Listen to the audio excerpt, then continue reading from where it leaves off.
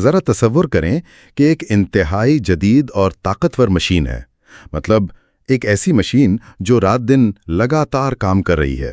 بالکل، اور وہ مشین کبھی نہیں رکتی۔ صحیح، اور یہ مشین مستقبل کی پوری عمارت کھڑی کرنے کی صلاحیت رکھتی ہے، لیکن اس میں ایک بہت بڑی خامی ہے۔ خامی؟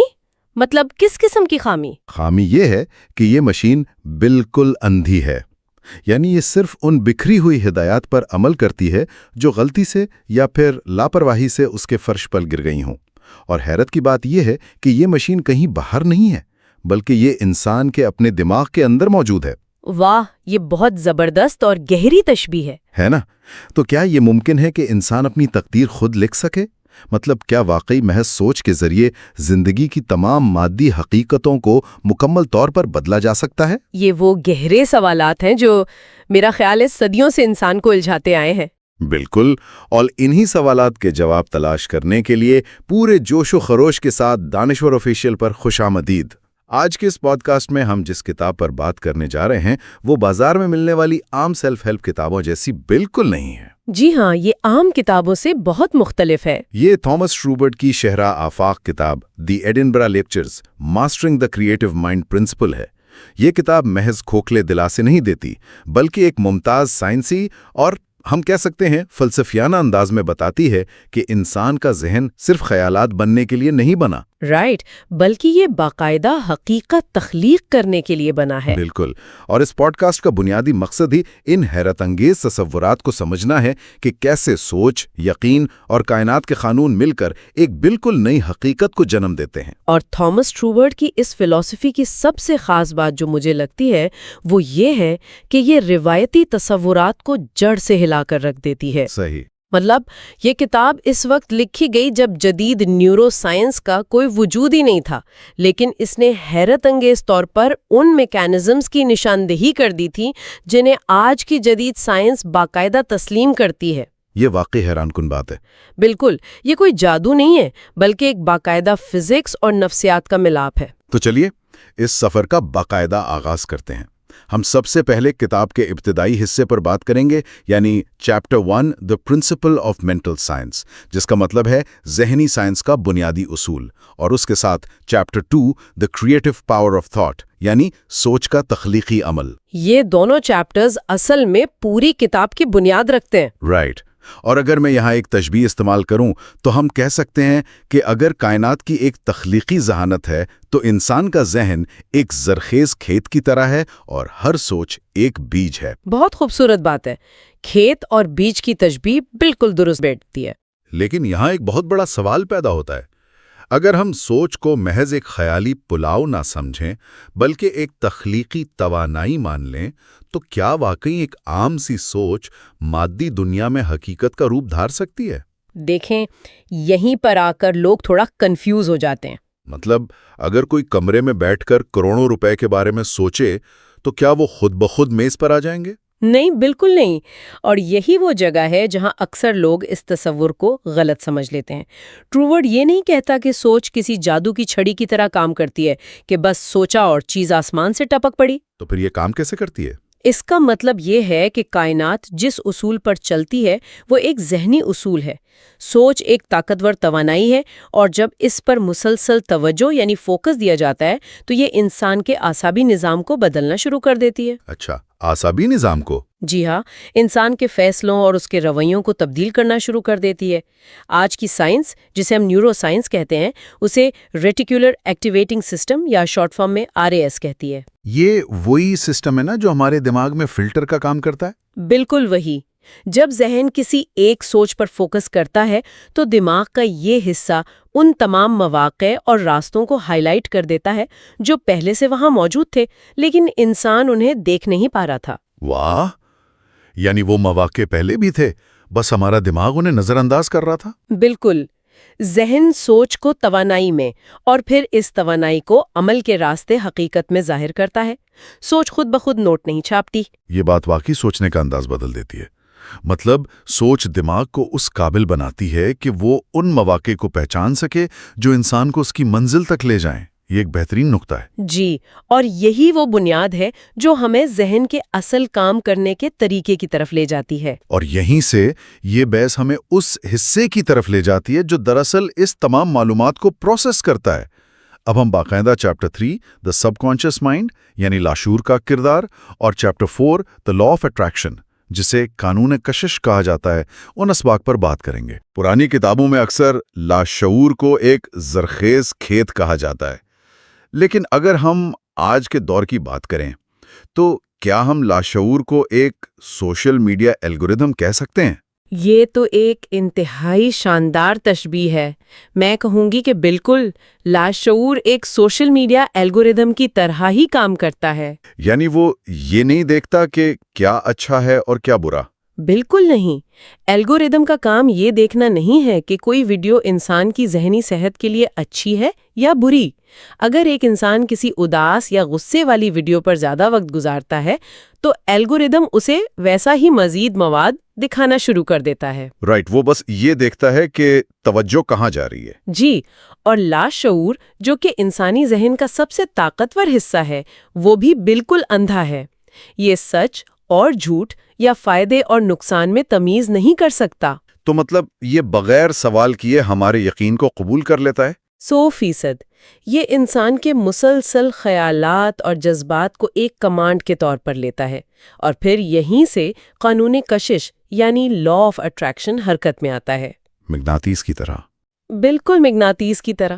لاشعور اس الگوریدم کی طرح انسان کی زندگی میں وہی حالات، وہی لوگ اور وہی مواقع کھینچ لاتا ہے جن پر انسان کا سب سے زیادہ دھیان ہوتا ہے۔ لیکن ایک منٹ رکیے، یہ بات سننے میں تو بہت پراسرار لگتی ہے، مگر اگر ہم اسے عملی دنیا کے سخت حقائق پر رکھ کر دیکھیں تو کیا یہ تھوڑا سا غیر منصفانہ نہیں لگتا؟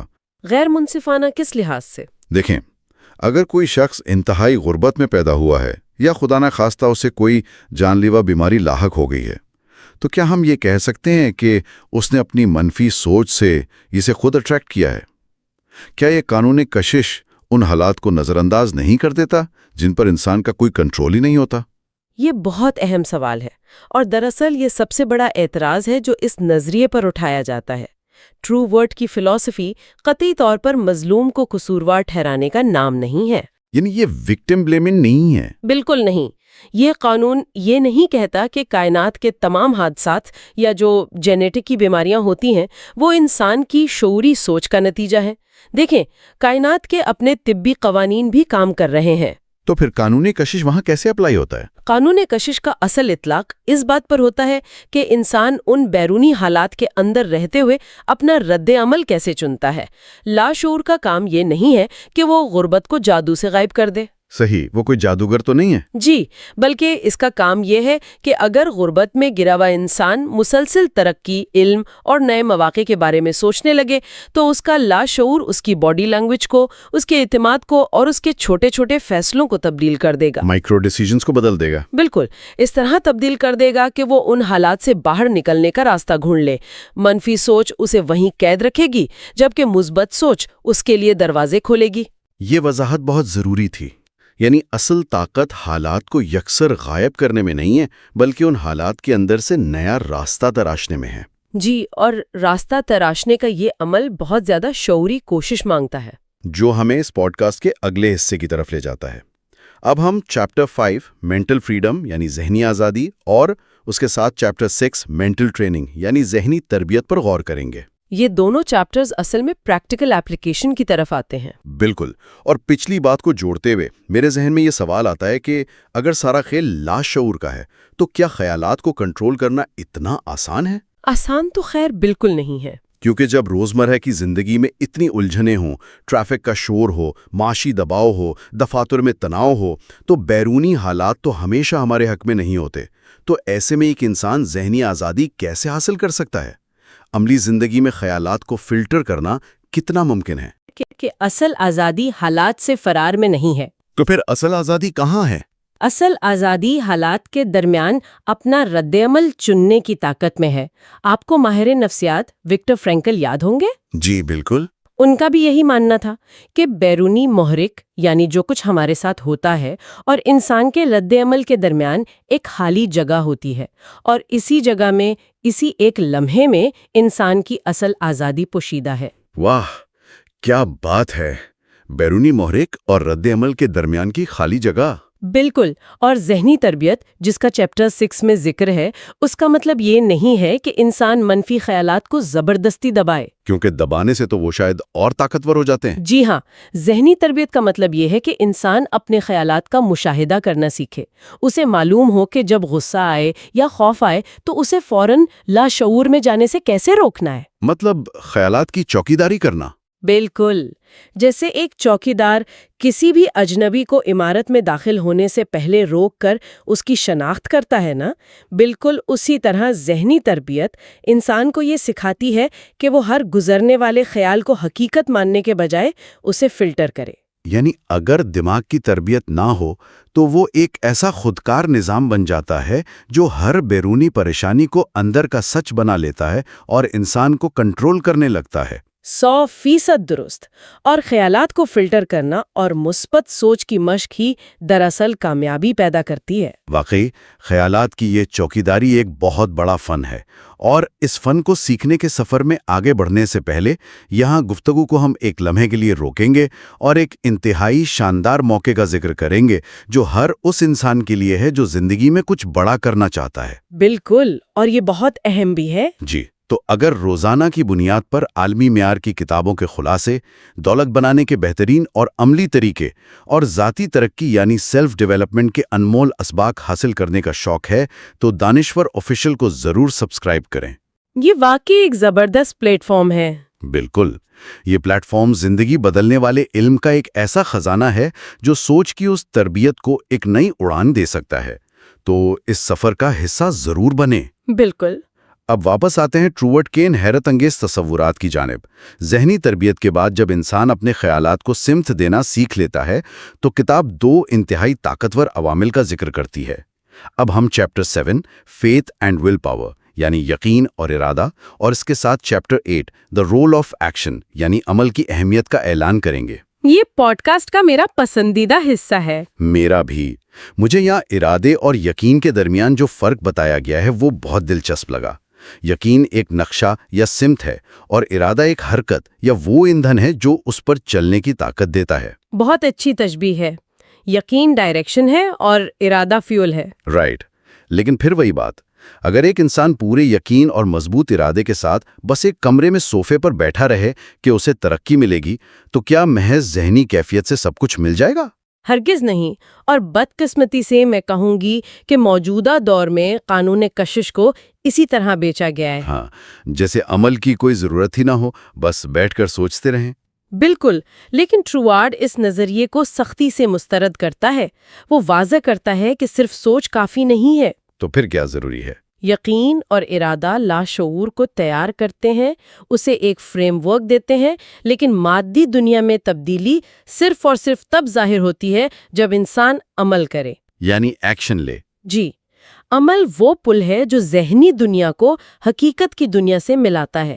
اگر واقعی یقین سچا ہے نا، تو وہ انسان کو صوفے پر بیٹھنے ہی نہیں دے گا۔ یہ بڑی اہم بات ہے کہ سچا یقین انسان کو بیٹھے نہیں رہنا دیتا۔ بالکل، سچا یقین انسان کے اندر ایک بے چینی پیدا کرتا ہے، اسے مجبور کرتا ہے کہ وہ نئی مہارتیں سیکھے، نئے لوگوں سے ملے اور اپنے مقصد کے لیے پسینہ بہائے۔ جب یقین کے ساتھ ارادہ ملتا ہے تو انسان ناقابل شکست ہو جاتا ہے۔ تو کامیابی کا اصل فارمولا پھر کیا بنا؟ کامیابی کا اصل فارمولا ہے درست سوچ جمع اٹل یقین اور جمع بھرپور عمل۔ ان تینوں کے ملنے سے ہی تبدیلی آتی ہے۔ عمل کے بغیر محض سوچنا صرف ایک خود فریبی ہے۔